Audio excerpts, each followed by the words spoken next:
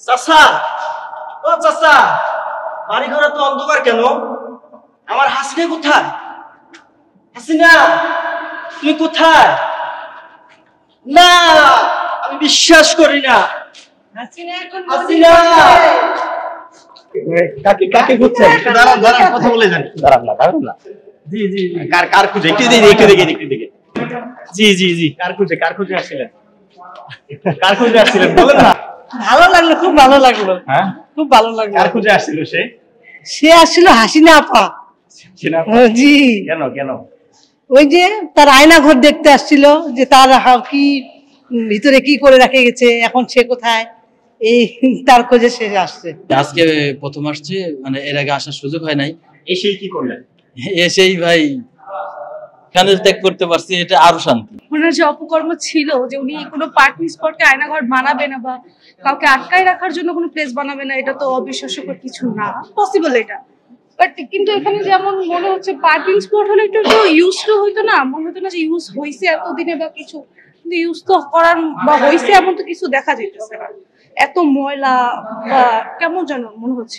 সাবেক প্রধানমন্ত্রী কেমন ছিল, মানে ওই যে থাকে না কিছু মানুষ যে আপনাকে যারা আটকাই রাখে, চোখ মুখ বাইধা রাখে, আপনি রোবট। অ্যাকচুয়ালি আমরা ওনার রোবট ছিলাম, আর কিছুই না। যে উনি যা বলছে তাই করতে হয়েছে, ভালো করলেও বলতে হয়েছে, খারাপ করলেও ভালোই বলতে হয়েছে, মানে আমরা কিছু বলার স্বাধীনতাই ছিল না। ৭১টা স্বাধীন হয়েছে আমরা ঠিকই, শুধু নামে, বাট কাজে না, অ্যাকচুয়ালি না। কারণ ওনার বাবা হয়তো ৭১ পর্যন্তই ছিল যা স্বাধীনতা, বাট তারপরে মুজিব বা তারপরে শেখ ফ্যামিলি এখন অব্দি মনে হয় না সেই স্বাধীনতা বাঙালিদের দিছে। তো আমরা সেই স্বাধীনতাটাই চাই। Heartless person actually.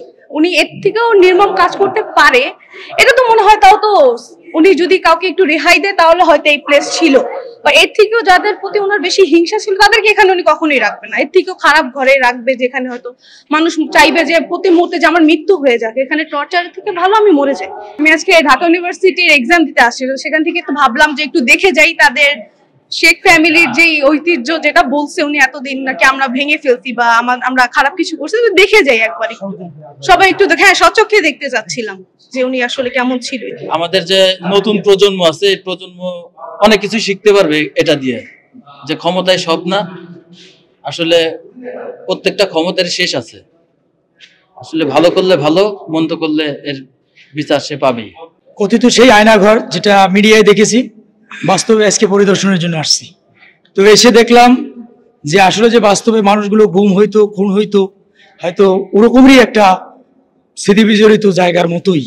তবে এটা আয়নাঘর কিনে জানি না, সেটা তদন্ত সাপেক্ষে আসবে, কিন্তু আমার কাছে দেখে মনে হচ্ছে এটা আয়নাঘর।